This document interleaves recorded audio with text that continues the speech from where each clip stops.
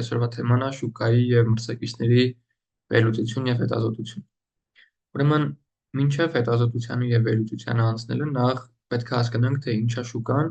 և ովքեր են մրցակիցները։ Այսինքն ոնց ենք որոշում, թե ովքեր են մեր մրցակիցները մեր բիզնեսում, հա։ Ուրեմն, նախ եկեք հասկանանք ինչ է շուկան։ Ֆիլիպ Կոտլերով հանդիսանում է մարքեթինգի շատերի կողմից համարվում է մարքեթինգի հայրը և ունի շատ մեծ աշխատություններ, գրքեր մարքեթինգի նվիրված, տալիս է այս սահմանը շուկայի վերաբերյալ։ Շուկան կազմում են բոլոր այն պոտենցիալ սպառողները, որոնք ունեն ինչ-որ կոնկրետ կարիք կամ ցանկություն և պատրաստ են մտնել առևտրի մեջ այդ կարիքը կամ ցանկությունը բավարարելու համար։ Հիմա ցանկացած բիզնես սկսելուց առաջ մենք մի հատ կարևոր հարց ունենք, մենք ինքներս մեզ տալու, ինչպես հասկանալ, որ ունենք պահանջարկ, որովհետև պատկերացրեք, որ մենք սկսում ենք մեր բիզնեսը այնպիսի շուկայում, որտեղ ընդհանրապես պահանջարկ չկա։ Մենք ծախսում ենք մեծ գումարներ մարքեթինգի, գովազդի, արտադրության, դիստրիբյուցիայի վրա, եւ երբ որ մենք արդեն ունենում ենք բուն պրոդուկտը, մենք տեսնում ենք, որ պահանջարկ չկա, որ մեր ապրանքը չի վաճառվում։ Ու հետեւաբար մենք այսպես ասած ժողովրդական լեզվով ասած տակ ենք տալիս, մենք կորցնում ենք անիմաստ գումար, ռեսուրս, ժամանակ, էներգիա եւ այլն, եւ չենք ստանում դրա դիմաց ոչինչ։ Եվ որպեսզի կարողանանք խուսափել այս խնդրից, այս վատ իրավիճակից, մենք պետք է նախօրոք հասկանանք, արդյոք այդտեղ ունենք պահանջարկ, թե չէ։ Ոնց կարանք այդ հասկանանք։ Ուրեմն կան մի քանի գործիքներ, որոնցից մի քանիսին ես հիմա ձեզ կծանոթացնեմ։ Առաջինը դա մեզ մոտ Google Trends-ն է։ Ոնց ենք օգտագործում այս գործիքը։ Պարզապես որոնում ենք Google Trends եւ բացում ենք առաջին արդյունքը result-ը։ Հիմա եկեք վերադառնանք մեր նախորդ դասի օրինակին, էներգետիկ խմիչքի օրինակին, հա, մենք ունենք էներգետիկ ըմպելիք, որի նույնիսկ անուն էինք որոշել, լոգո էինք որոշել, Blaze-ը, եւ եկեք հասկանանք, արդյոք ենթադրենք Ֆրանսիայում մեր էներգետիկ խմիչքը կունենա պահանջարկ։ Ինչ ենք անում դրա համար։ Առաջին հենց բացված էջում ստեղ ունենք keyword կամ բառ գրելու հնարավորություն։ Գրում ենք energy drink, էներգետիկ խմիչք։ Տալիս ենք explore եւ տեսնում ենք, թե ինչ արդյունքներ մենք ունենք։ Ստեղ ունենք մի քանի ֆիլտրի հնարավորություն։ Եթե ուշադիր լինեք, օրինակ երկիրը նշված է Հայաստան։ Եկեք Հայաստանը փոխենք Ֆրանսիա, քանի որ Հայաստանում Google-ով որոնումով ինչ որ product գնելու, մանգալու մշակույթը այդքան էլ զարգացած չի։ Ու այս ժամանակահատվածը ստեղ նշված է նախորդ օրը, եկեք մենք նշենք նախորդ 5 տարիները, հա։ Հիմա տեսնենք, թե ինչ արդյունքներ մենք ունենք։ Արդյունքները բավական հետաքրքիր են։ Ստեղից կարանք եզրակացնենք, որ 5 տարի առաջվա սկսած, այսինքն 2019-ի օգոստոսից սկսած, մի փոքր աճ ունեցել, հա, այսինքն ստեղ ունեցել է տատանումներ, ասենք իջել է միջին շատ ցածր 21-ի ձմռանը, ստեղ ունեցել է շատ բարձր կետեր, օրինակ ամենաբարձր կետը եղել է 2023-ի հունիսին, այսինքն մոտ 1 տարի առաջ, հետո էլի ունեցել է ինչ-որ տիպի նվազում, եւ այս պահին մենք ունենք 83 ռեյթինգ, հա, ոնց է այս ռեյթինգը որոշվում, եթե ուշադիր լինեք, ամենաբարձր թիվը 100-ն է,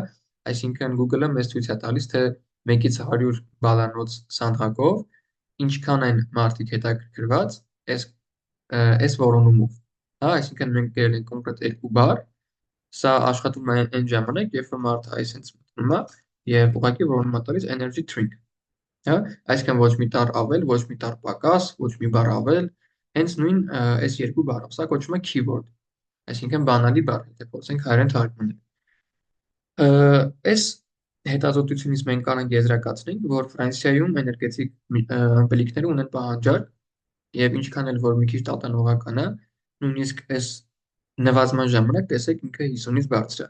ասենք 55, 57, շատ ցածր եղել է մի քանի տարի առաջ, 3-4 տարի առաջ, երբ ստեղ ունենք 30, 20, 40 եւ այլ ցուցանիշներ, բայց եթե ուշադիր լինեք, այս փետրվարի 2022-ի փետրվարից սկսած մենք 50-ից ցածր, տեսեք ամենացածը 50-ն է, 51, 50, 50-ից ցածր ոչ մի ռեյթինգ չենք ունեցել։ Այսինքն նշանակում է, որ հետաքրքրվածությունը մարդկանց մոտ կա։ Հիմա եկեք Փորձենք Ֆրանսիայի փոխարեն ընտրել այլ երկիր, այլ շուկա, ենթադրենք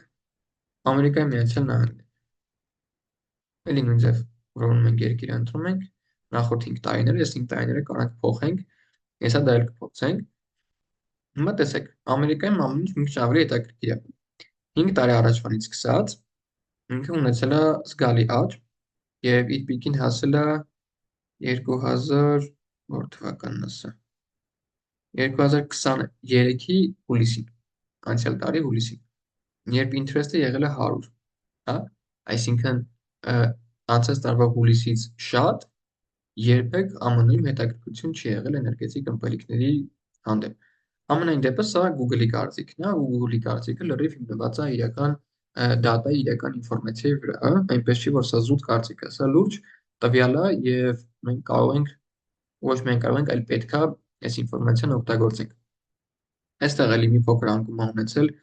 անցյալ տարվա դեկտեմբերին 47, որից հետո էլի ստաբիլ ինքը պահում է մոտ 50-ից 60, նույնիսկ մինչև 70 ցուցանիշ։ Մեկ եկես 5 տարին փոխենք, ասենք վերջին 90 օրը, վերջին 3 ամիսը, տենանք 3 ամսվա ընթացքում ոնց է աճել կամ նվազել։ Տեսեք, ստեղ կարող ասենք, որ շատ շուտ հաշվարկով ինքը ստաբիլ մնացել է։ 75, ստեղ ամենացածը եղել է 70, ստեղ էլ 67 եւ ամենաբարձրը եղել է հենց 100։ Այս տարվա հունվարին։ Ստեղից նույնպես մենք կարողանում ենք եզրակացնել, որ Ամերիկայում պահանջարկը բավականին մեծ է եւ ամերիկյան շուկան մեր համար կարող է շատ լավ թիրախ լինի։ Հիմա եկեք ստեղ ԱՄՆ-ի փոխարեն ընտրենք, եկեք լավ Հայաստանը փորձենք։ Ինչ պատկեր է Հայաստան։ Ուրեմն Հայաստանում վերջին 90 օրերն ենք ընտրել, interest եղել է մենակ օգոստոսի 11-ին։ Ինչ կարանք ստեղից ենթադրենք, քանի որ ես նշեցի, որ Հայաստանում այդ մշակույթը այդքան էլ լավ զարգացած չի, որովհետև մարդիկ նույնիսկ դուք, եթե փորձեք ինքներդ ձեր վրա օրինակ վերցնել, երբ որ ցանկանում եք ինչ-որ բան գնել, ենթադրենք ինչ-որ հագուստ on-line shop-ից, հա, 10-ից առնվազն 8-ը չի որոնում Google-ով։ Մեծ մասը որոնում է Instagram-ով, որոշները Facebook-ով, շատերը նաև օգտվում են տարբեր marketplace-ներից, թե հայկական, թե դրսի, եւ ընդհանրապես շատ քիչ տոկոսն է օգտվում հենց որոնողական համակարգերից։ Հիմա երբ որ այստեղ մենք ունենք 100 օգոստոսի 11-ի, դա նշանակում է 4 հաշվարկով, որ նախորդ 90 օրերի ընթացքում երբեք չի եղել ոչ մի որոնում energy drink-ով։ 0 որոնում է եղել։ Իսկ օգոստոսի 11-ին եղել է 1, 2, 3 0-ից մեծ, հա, այսինքն եղել է որոնում։ Թե ինչքան, այդ չեն կարող մնել, Google-ը մեզ չի ասում։ Մենք զուտ կարող ենք համեմատենք ֆոնային տարբերակով, հա, որ այստեղ եթե 0 է, նշանակում է, որ չի եղել ընդհանրապես որոնում։ Իսկ այստեղ, երբ որ մենք արդեն ունենք 100 rating, նշանակում է, որ այս օրը առնվազն մի հատ որոնում եղել է։ Okay։ Շատ լավ։ Հիմա եկեք անցնենք մի հատ ուրիշ գործիքի Google Trend-ը իմ կարծիքով հասկանալի է, ստեղ ունենք նաև երկու այլ ֆիլտր, երբ կարանք կոնկրետ ընտրենք կատեգորիան, օրինակ մեր դեպքում energy drink-ը ինքը food and drink-ի մեջ պետք է լինի, ինչի է սա լավ ֆիլտր, լավ գործիք, որովհետև պատկերացրեք, այս դեպքում հա չկա երկրորդ տարբերակ, հա, բայց կարող լինեն keyword-ներ, կարող լինեն այսպես բանալի բառեր, որոնք ունենան երկու իմաստ, այսինքն մտնեն երկու տարբեր կատեգորիաների մեջ, ու որպեսզի մենք չշփոթենք ու սխալ տվյալներ չհավաքենք, մենք ուղղակի ստեղից ընտրում ենք մեր կատեգորիան։ Ու մեր վերջին ֆիլտրը այստեղ ընտրում ենք որոնման տեսակը, այսինքն բնականաբար ստեղ ամենաշատը լինելու է սովորական text search-ը, ունենք նաև image search-ով, այսինքն երբ որ ինչ-որ ֆոտո են որոնում, ստեղ իր մեջ ներառված է նաև YouTube-ը, YouTube-ով, այսինքն եթե ընտրում եք այս ֆիլտրը, մենք հարցնում ենք կոնկրետ YouTube-ից, հա, այսինքն մենք ասում ենք, OK Google ջան, ինչ որոնում է եղել YouTube-ում։ Եկեք հիմա sense փորձենք ավելի լավ պատկերացնելու համար, բայց եկեք փորձենք ուրիշ keyword-ով, այսինքն այնպիսի keyword-ով, որ YouTube-ով շատ հավանական է, որ շատ մարդիկ որոնում են։ Ասենք Cola versus Pepsi։ Այսինքն վիդեոներ ես շատ մարդիկ գիտեմ, ում հետաքրքիր է, ովքեր ման են գալիս, բայց Հայաստանը եկեք փորձենք էլի Ամերիկայի Միացյալ Նահանգներ։ Տեսնենք ինչ ցուցանիշ ունի։ Այստեղ ֆուտընտրինգը կարանք ցույց տնենք ընդհանուր կատեգորիաների մեջ 90 օրն էլ փոխենք նախորդ 5 տարիները։ Ինչ պատկեր ունենք այստեղ։ Ուրեմն մեր պիկը եղել է 2022-ի նոյեմբերի վերջ եւ մնացած ժամանակ համեմատաբար մի քիչ նորմալ ցուցանիշ է նաեւ 22-ի դեկտեմբերին, այսինքն 22-ի վերջն է եղել նորմալ արդյունքները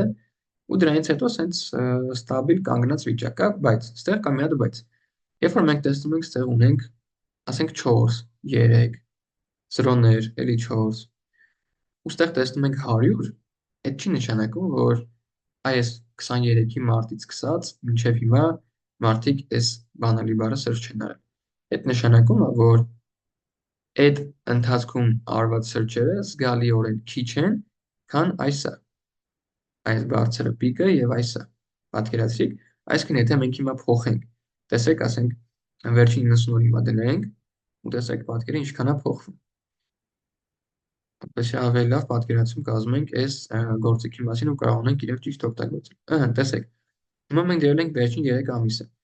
Ու եթե կհիշեք 5 տարվա դեպքում մենք ունենք 0-ներ, մաքսիմում 3-4։ Իսկ հիմա մենք ունենք այստեղ 47, մենք ունենք 30 ու մենք ունենք այստեղ արդեն 77։ Ինչ է այս նշանակում։ Էլի գործում է նույն պրինցիպը։ Google-ը այս տվյալը մեզ տալիս է համեմատական կարգով։ Այսինքն 16 մայիսի 16-ից սկսած մինչև օգոստոսի 1-ը եղել են ահավոր քիչ որոնումներ, նույնիսկ հնարավոր է 0։ Իսկ ամսի 2-ից սկսած օգոստոսի 2-ից եղել են ինչ որ քանակի որոնումներ, տեսեք 7-ին եւ 8-ին նույնպես եղել է 0։ Բայց եթե մենք հիմա էլի հետ դնենք 5 տարի, կտեսնենք, որ այս 77, այս 40, 50, 30-ը դառնում է 0, որովհետեւ իրենց քանակը եթե համեմատենք այն նախորդ տարվա նոյեմբերի ու դեկտեմբերի հետ 22 թվականի, իրանք ահավոր քիչ են։ Պատկերացրիք, այսինքն այստեղ շատ կարևոր է այս ֆակտորը հաշվի առնելը, որպեսզի հանկարծ մենք մեր վերլուծության ու հետազոտության մեջ չսխալվենք։ Մենք եկեք ծանոթանանք եւս մի գործիքի հետ, answerthepublic.com։ Եթե փորձենք զուտ հասկանալ դոմեյնի անունը, հա, ինչ է այս վեբսայթի անունը նշանակում, ասում է պատասխանիր հանրությանը։ Ուրեմն ինչ գործիք է այս գործիքը ու ինչ հնարավորություններ կարա տա մեզ։ Այս գործիքի օգնությամբ մենք էլի փորձում ենք հասկանալ պահանջարկը, հա, մի քիչ, այսպես եթե փորձեմ կարճ ձևակերպել, մենք հասկանում ենք պահանջարկը։ Ենթադրենք մենք ընկերություն ենք, ով մատուցում է մարքեթինգային ծառայություններ ու փորձում է հասկանալ, թե արդյոք ԱՄՆ-ում մարքեթինգային ծառայության պահանջարկ կա, թե չէ, հա, այսինքն մենք խոսում ենք բիզնեսների հետ, ասում ենք վստահեք մեզ, մենք անենք ձեր մարքեթինգը ու կունենանք լավ արդյունք։ Հիմա փորձում ենք հասկանանք այդ պահանջարկը ԱՄՆ-ում կա, թե չէ։ Առաջին ստեղ երկիրը ընտրում ենք ԱՄՆ-ն եւ երկրորդը լեզուն բնականաբար փոխում ենք անգլերեն ռուսերենից ու այստեղ գրում ենք մեր թեման, հա, տեսեք գրած է topic, brand or product, այսինքն այստեղ կարող գրենք թե line թեմա, օրինակ marketing, եկեք հենց տենց էլ սկսենք, հա։ Սկսենք մարքեթինգից, հետո հասնենք մնացածին։ Հիմա տեսնենք թե մարքեթինգ բանալի բառով մենք ինչքան որոնումներ ենք ստանում ԱՄՆ-ից։ Ինքը բերում է այսպես մի հատ սիրուն ինֆոգրաֆիկա, այսպես մի հատ սիրուն պատկեր ու հիմա եկեք այս ամեն ինչը վերլուծենք։ Այս առաջին հատվածներում, հա, շրջանի, տեսեք գրած է հարցերը։ Օրինակ will, why, who, which, where, when, what, how, can ու are։ Հիմա ամեն այս բաժինը ունի իր ենթահարցերը։ Եկեք սկսենք will-ից։ Օրինակ առաջինը։ Հարցնում է. արդյոք մարքեթինգը շուտով փոխանցվելու է հարստական բանականության կողմից։ Հետո Էլի նույն հարցն է, ասում է մարքեթինգային հաստիկները կփոխանցվեն AI-ի կողմից, թե չէ։ Երրորդ նույն հարցն է։ Չորրորդը հարցնում է արդյոք փոխանցվեն արհեստական բանականության Reddit-ի կողմից։ Ու այսպես շարունակ, հա։ Հիմա ոնց ենք հասկանում այս ամեն հարցից, որն է ավելի շատ որոնվում։ Այստեղ ունենք մենք sense փոքր շրջանիկներ ու որքան մուք է այս շրջանը, այնքան ավելի շատ են որոնում այս keyword-ով։ Այսինքն կոնկրետ will հարցի տակ, տեսեք որ բային գրեմ ինքը ստեղ երևում է, որն ամենամուքը։ Ամենաշատը որոնում են արդյոք մարքեթինգը կփոխարինվի արհեստական բանականության կողմից։ Հաջորդը մեր մոտ why-ն է, ինչու։ Տեսեք առաջինը, ինչու է մարքեթինգը կարևոր։ Հետաքրքիր հարց։ Երկրորդը, մարքեթինգի ինտերվյուի հարցեր, հա, մարդիկ փորձում են այդ հարցերի պատասխանները գտնել։ Հետո, էլի կարելի ասել, ինչի է մարքեթինգը կարևոր։ Ու այսպես շարունակ։ Եկեք բոլորի վրա չանցնենք ու ժամանակը խնայելու համար դուք մի քանիսն էլ անենք, օրինակ ինչու՞ն, հա։ Ինչպես է կներեք, ինչպես է։ Առաջին հարցը, ինչպես է աշխատում մարքեթինգը։ Շատ կարևոր հարց։ Ինչպես են աշխատում մարքեթինգը եւ վաճառքը միասին։ Նույնպես շատ կարևոր հարց։ Հետո, ո՞նց է մարքեթինգը ազդում հաճախորդների կամ սպառողների վարքագծի վրա։ Ու այսպես շարունակ։ Եկեք մի հատ էլ Ken-ը նայենք, հա, կարող է հարց է գրած. արդյոք կարող է մարքեթինգը քեզ դարձնել հարուստ։ Կարծում եմ կարող է։ Արդյոք մարքեթինգ մենեջերները կարող են աշխատել տանից։ Ասեք հետաքրքիր է, ինչ կարող ենք մենք ստեղից եզրակացնենք, որ մարդիկ կան, ովքեր ուզում են ընտրել այդ մասնագիտությունը, ուզում են խորանալ եւ իրենք ցանկանում են իրենց կոմֆորտը պահել, այսինքն չեն ուզում գնան օֆիսներից աշխատեն, ուզում են աշխատեն իրենց տնից, չգիտեմ, իրենց սենյակից, այնպես ինչպես իրենց հարմար է, ու search են անում։ Ինքը բավականին բարձր ranking ունի, տեսեք երկրորդն է Kenny մեջ։ Նշանակում է, որ բավականին շատ մարդիկ, բավականին մեծ քանակության մարդիկ հետաքրքրված են սրանում։ Ու այսպես շարունակ։ Այստեղ նաև ունենք երկու հատ տվյալ, բայց այս մասին դեռ չեմ խոսա, որովհետև այս տվյալների մասին մենք մանրամասն կխոսենք SEO-ի եւ PPC-ի գլուխներում։ Հիմա չեմ ուզում ձեզ սանրաբեռնեմ։ Հիմա մարքեթինգը հասկացանք, բայց մենք առաջարկում ենք մարքեթինգային ծառայություններ, ճիշտ է։ Հիմա եկեք ավելի մի քիչ նեղացնենք շրջանակը ու մարքեթինգի փոխարեն եկեք որոնենք մարքեթինգային ծառայություններ։ Տեսնենք, կան մարդիկ, ովքեր այդպիսի որոնում են անում։ Երկիրի թողում ենք ԱՄՆ, լեզուն թողնում ենք անգլերեն։ Հիմա տեսնենք պատկերը։ Այստեղ ունենք մեր հետաքրքիր պատկեր, որ այստեղ ամենամեծը R-ն է, այսինքն ինչ հարցեր կան սրա մեջ։ Գրված է օրինակ, արդյոք մարքեթինգային ծառայությունները հարգվում են պետության կողմից, հա? Կամ ավելի մանրամասն գտա թե ինչ հարկ ենք վճարում։ Այսինքն, այստեղից մենք եզրակացնում ենք, որ այս հարցերը հիմնականում որոնել են այն մարդիկ, ովքեր մատուցում են մարքեթինգային ծառայությունները, այլ ոչ թե փնտրում են, չէ՞։ Այսինքն, հիմա հաջորդ ենթաբաժնին անցնենք։ Այստեղ ունենք հարցեր, ովքեր այն մարդկանց կողմից, ովքեր ուզում են սկսել այդ բիզնեսը, ովքեր ուզում են սկսել վաճառել մարքեթինգային ծառայություններ ու ինչու հարցն է, հա, տալիս Google-ին, ինչու սկսել, ինչպես սկսել ներողություն, ինչպես հարց, ինչպես սկսել, ինչ ծառայություններ են մտնում դրա մեջ, ինչպես փորձել դրանք վաճառել, գտնել հաճախորդներ եւ այլն։ Այստեղ ունենք նաեւ ինչը, որոնք էլի վերաբերվում են այն մարդկանց, ովքեր ուզում են սկսել այդ բիզնեսը, այսինքն կոնկրետ ինչ ծառայություններ են մտնում, որոնք են ամենալավ ծառայությունները, որ կարող են հեշտությամբ վաճառել եւ այլն։ Այստեղ ունենք ընդհանրապես մի 2-3 search, որոնք հավանաբար արվել են արդեն բիզնես օուներների կողմից, այսինքն բիզնեսմենների կողմից կամ տնօրենների կողմից, ովքեր փնտրում են իրոք մարքեթինգային ծառայություններ, բայց եթե փորձենք համատեքն կարգով նայել, կարծում եմ մոտ 10-90 տարբերակն է այստեղ գործում, մեծ ամասնությունը այն մարդիկ են, ովքեր ցանկանում են սկսել մարքեթինգային ծառայություններ վաճառելու բիզնես։ Okay։ Այս Answer the Public-ի մասով ինքը բավականին լավ tool է, իհարկե այս պահին մենք օգտագործում ենք free անվճար տարբերակը upgrade անելուց հետո, այսինքն ինչ որ բաժանորդագրություն վերցնելուց հետո ձեզ շատ ավելի լայն հնարավորություններ ինքը կտա, բայց քանի որ փորձնական տարբերակ է, ես չեմ գնել այդ տարբերակը, ամեն դեպքում դուք կարող եք ուսումնասիրել, հասկանալ արդյոք ձեզ պետք է գա վճարվու տարբերակը վերցնել թե չէ։ Իսկ մենք անցնենք առաջ։ Պահանջարկից ու շուկայից խոսեցինք, հիմա եկեք վերադառնանք մրցակիցներին։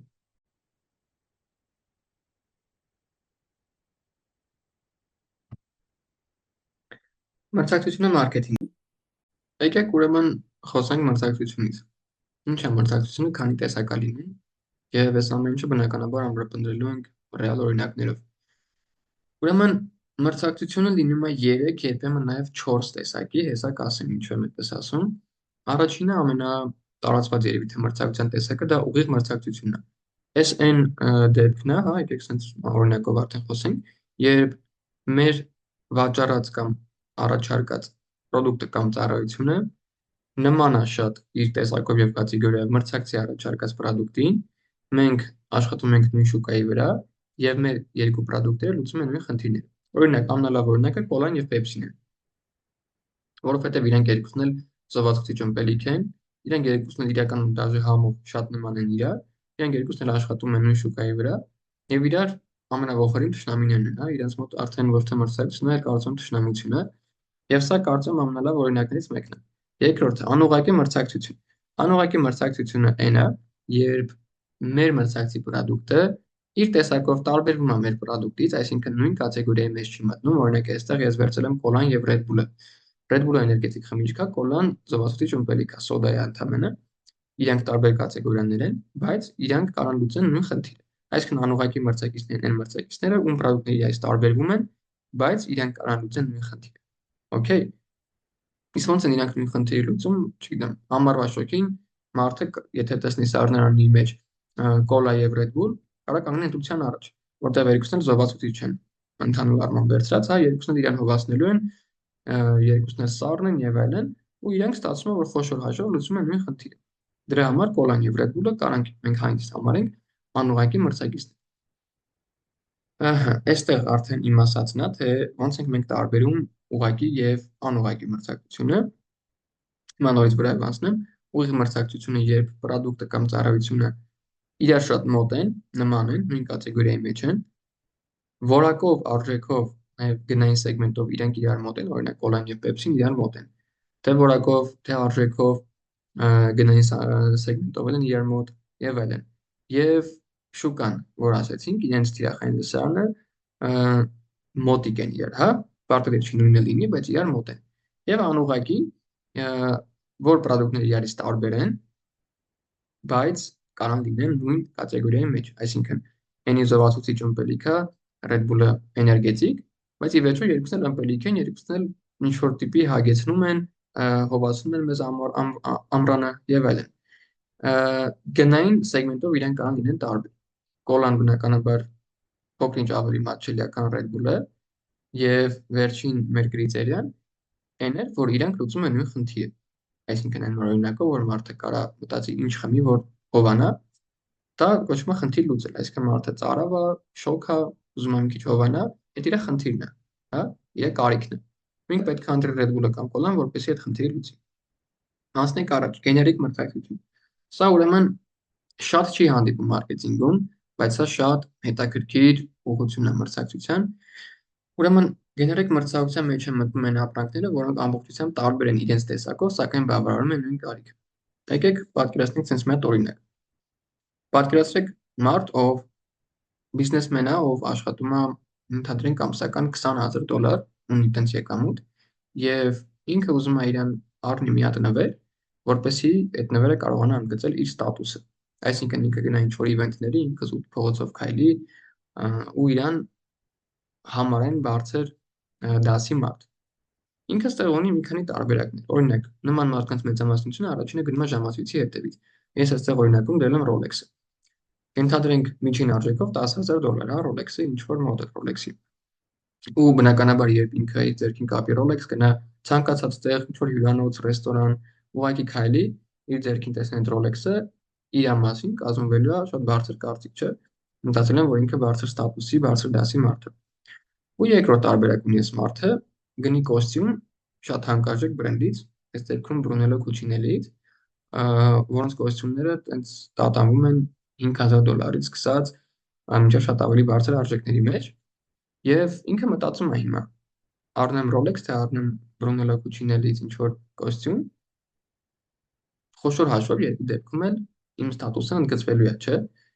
Կապ չունի մարդիկ իմ հակը տեսնեն այս կոստյումը, թե իմ ձեռքի ժամացույցը, նրանք մեկը մտածել են, որ կոպիտ ասած ես հարուստ եմ, ու տենց է ստացվում։ Բայց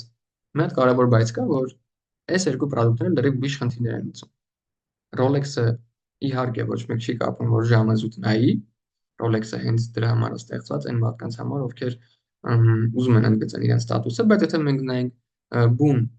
որպես իր խնդիր լուծելը, ինքը ժամացույց է, չէ՞։ Ու ժամացույցի առաջին ֆունկցիան ժամը ցույց տալու։ Իսկ կոստյումի դեպքում ինչ է, ինքը ընդհանրապես հագուստ է ու այդ Մասլոուի բուրգի ամենացածր լեվելն է, հա, ամենասովորական կարիքն է մարդու, որ մարդը պետք է ունենա հագուստ հագնելու։ Այսինքն մենք ունենք երկու հատ պրոդուկտ, որոնք լուծում են իրարից բացարձակ տարբեր խնդիրներ, բայց իրենք կարան իրար մեջ մրցակցության մեջ լինել։ Ինչի, որովհետև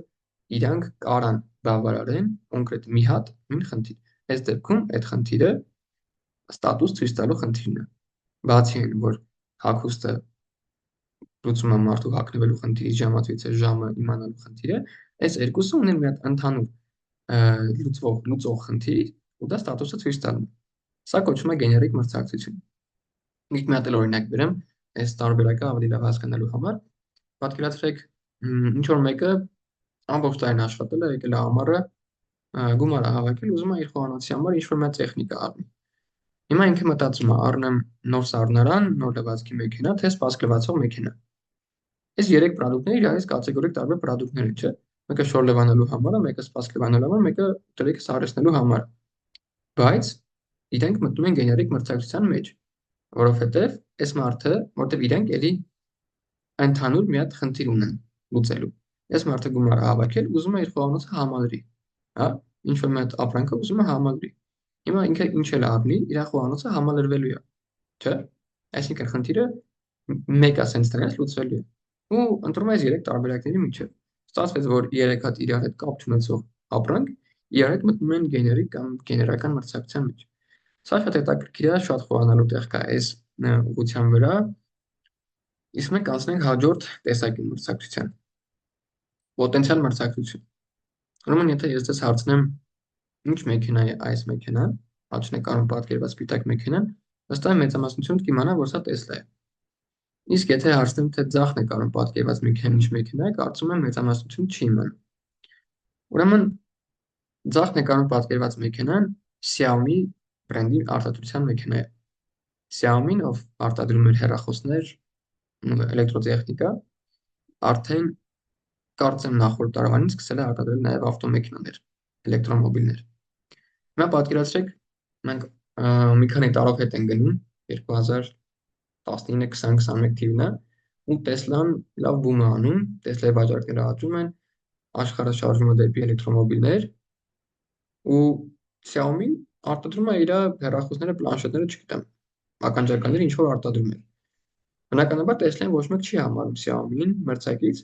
որովհետև արտադրում են լրիվ տարբեր պրոդուկտներ, լրիվ տարբեր խնդիրներ լուծող։ Բայց փորձը ցույց տվեց, որ 3-4 տարի հետո Xiaomi-ն սկսեց արտադրել մեքենաներ, էլեկտրոմոբիլներ ու դառնալ Տեսլայի մրցակիցը։ Այսինքն, եթե մենք հետ գնանք ժամանակի 3-4 տարի, Xiaomi-ն Տեսլայի համար պոտենցիալ մրցակից է, որովհետև այդ ժամանակ չունի իրան մրցակից ապրանք, բայց կարող ենք մտածենք, որ կարող է 3-4 տարուց իրանք, չգիտեմ, չգիտեմ ոնց, սկսեն արտադրել էլեկտրոմոբիլներ։ Ու մենք Xiaomi-ին կհամարենք պոտենցիալ մրցակից։ Հասկանալի է այս բանը։ Այս էր մեր 4 տեսակը, իրականում, երբ որ ես ասացի 3 հիմնական ու պլյուս 4 տեսակը, 4-ը հենց պոտենցիալ մրցակցությունն է, որտեղ ինքը նախ շատ քիչ է հանդիպում, երկրորդ շատ բարդ է կանխատեսելը։ Այսինքն, եթե այդ ընկերությունը հստակ ինչ-որ քայլերով, իր արշավներով, ստրատեգիայով ցույց չի տալիս, որ իրենք գնում են դեպի այդ պրոդուկտի ստեղծմանը, դու չես կարող իմանաս, որ, ասենք, Xiaomi-ն 3-4 տարուց մեքենա է սկսել արտադրել, հա։ Այսինքն դա պետք է ուղղակի, այսպես ասած, գուշակել, իսկ այդ այդքան էլ հեշտ գործ չէ։ Անցնենք մի հատ հետաքրքիր հայեցակարգի վրայով, որը կոչվում է կարմիր եւ կապույտ օվկիանոսների ռազմավարություն։ Սա էլ է կրկին իհարկե վերաբերվում մրցակցությանը մարքեթինգում ու այսպեսի գիր կա նույնիսկ հենց վերնագիրը այսպես է։ Ուրեմն հեղինակը ասում է, որ կա երկու տեսակի ռազմավարություն, երբ խոսքը վերաբերում է մրցակցության՝ կարմիր օվկիանոսի ու կապույտ օվկիանոսի։ Կարմիր օվկիանոսը ինքը վերագրում է այն շուկաներին, որտեղ մրցակցությունը ահավոր բարձր մակարդակի վրա է, որտեղ շուկան ահավոր խիտ է։ Ասենք խոսքը գնում է այն բրենդների մասին, այն կատեգորիաների եւ ոլորտների մասին, որտեղ ամեն օր նոր ինչ որ կազմակերպություն է բացվում, նոր ապրանք է մտնում շուկա, հա։ Ու ինքը ասում է, որ եթե դու նոր բրենդ ես, եթե դու նոր ես մուտք գործում շուկա, մի գնա կարմիր շուկա, մի գնա կարմիր օվկիանոս, որովհետեւ քո համար այնտեղ շատ բարդ է լինելու։ Այնտեղ լինելու են կազմակերպություններ, ովքեր տասնամյակներով, նույնիսկ դարերով կան ու իրենցից հաճախորդ խլելը լինելու է շատ բարդ ու մեծ հավանականությամբ դու տանուլ ես տալու այդ պայքարը ու կորցնես գումար, ռեսուրս, էներգիա եւ այլն։ Փոխարենը հեղինակը ասում է, դու կարաս ընտրես կապույտ օվկիանոսի ռազմավարությունը։ Կապույտ օվկիանոս ասելով էլ ինքը նկատի ունի այն շուկաներին, որտեղ մրցակցությունը շատ քիչ է, շատ ցածր մակարդակի վրա։ Այսինքն խոսքը այն պրոդուկտների եւ ոլորտների մասին է, որտեղ, այսպես ասած, ինչ որ նոր պրոդուկտներ են, հա, այսինքն Կարող լինի ինչ որ ապրանք, որը նոր է մտել առհասարակ շուկա, մարդիկ դրան ծանոթ չէին, ասենք, չգիտեմ, մի տարի առաջ է ինքը հայտնվել աշխարհում ընդհանրապես ու ընդամենը մի քանի ընկերություն կա, որ զբաղվում է այդ ապրանքի վաճառքով կամ մատակարարմամբ, չգիտեմ։ Միտքը նա է, որ կապույտ օվկիանոս մտնելը ամենասկզբում շատ ավելի հեշտ է եւ շատ ավելի ձեռնտու ցանկացած բիզնեսի համար, թե այն իմաստով, որ ավելի շատ գումար կարողանանք աշխատել, եւ թե այն իմաստով, որ ավելի քիչ գումար կկորցնենք։ Հնարավոր է նավ չկորցնենք։ Իսկ փոխարենը դրան հակառակ Կարմիր օվկիանոս մտնելը շատ ընկերությունների համար հավասարազոր է ինքնասպանության։ Որտեղ դու մտնում ես շատ կայացած բրենդների հետ պայքարի մեջ ու քեզ պարզապես կուլ են տալիս։ Հիմա եկեք խոսենք մի քանի գործիքներից ու պրակտիկայում ցույց տանք, թե ոնց կարող օգտագործենք այդ գործիքները մրցակիցներին հետևելու, հետազոտելու, վերլուծելու համար։ Ուրեմն այստեղ ես արկել եմ ցույց մի հատ ֆայլ, Blaze-ի մրցակիցները մեր մտածածին բրենդի 5 մրցակիցներին եմ առանձնացրել, ովքեր արդեն կայացած բրենդներ են, ու այս 5-ն էլ արդեն շուկայում բավականին հայտնի էներգետիկ ըմպելիքներ են։ Հիմա ենթադրենք մենք ուզում ենք ինչ-որ ինֆորմացիա ստանալ այս բրենդների իրականացրած մարքեթինգի մասին։ Ինչ գործիքներ մենք կարող ենք օգտագործենք։ Եկեք առաջինը օգտվենք էլի Google-ից, եկեք որոնենք Google Ads Transparency։ Ուտում ենք հենց առաջին արդյունքով և այստեղ ընտրում ենք մի քանի ֆիլտրներով մեզ համար տարբերակները, երկիրների կընտրենք ԱՄՆ, ժամանակը կարող լինի ընդհանուր վերցնենք,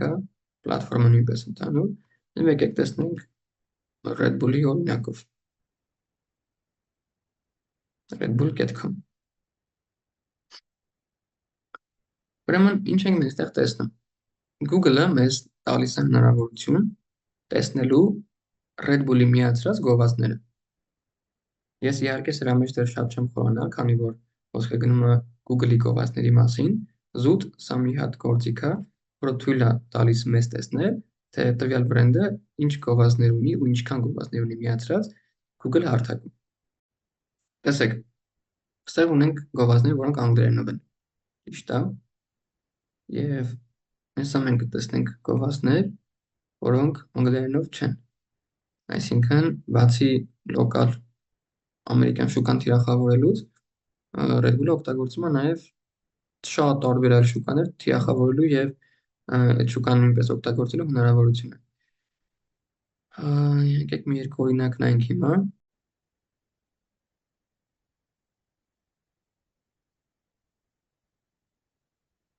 Օրինակ, տեսեք, ստեղ կա հունարենով միացրած գովազդ, ռուսերենով միացված գովազդ, էլ ինչ լեզուներով կա։ Ես անկեղծ չգիտեմ ինչ լեզվով է, կարծում եմ գերմաներեն, բայց հաստատ անգլերեն չի։ Այս այլ կարող լինի գերմաներեն։ Շատ տարբեր լեզուներով։ Այսինքն, եթե զուտ փորձենք վերլուծել, այն ինչ մենք ստեղ տեսանք, որ Google Ads-ը տալիս այդ հնարավորությունը նախ առաջին հերթին տարբեր երկրների, տարբեր շուկաների, տարբեր լեզուներով իրենց համար թիրախավորենք ամենք մեր լսարաններին եւ երկրորդը, որ Red Bull-ը հնարավորությունը բաց չի թողնում։ Այսինքն մենք մեր մրցակցի մասին իմացանք, որ իրանք ԱՄՆ-ից բացի թիրախավորում են շատ այլ շուկաներ։ Մենք եկևս մի օրինակ էլ անենք, մեր մյուս մրցակցի, ասենք Monster-ի մասով։ Monster Մենք եկեք մենք տեսնենք Monster-ի վեբսայթը ոնց է, որտեղ ստեղ կարևոր է նշել հենց վեբսայթի անվանումը, ոչ թե ուղղակի բանալի բառը, որ կարողանանք ճիշտ տվյալ վերցնել, monsterenergy.com monsterenergy.com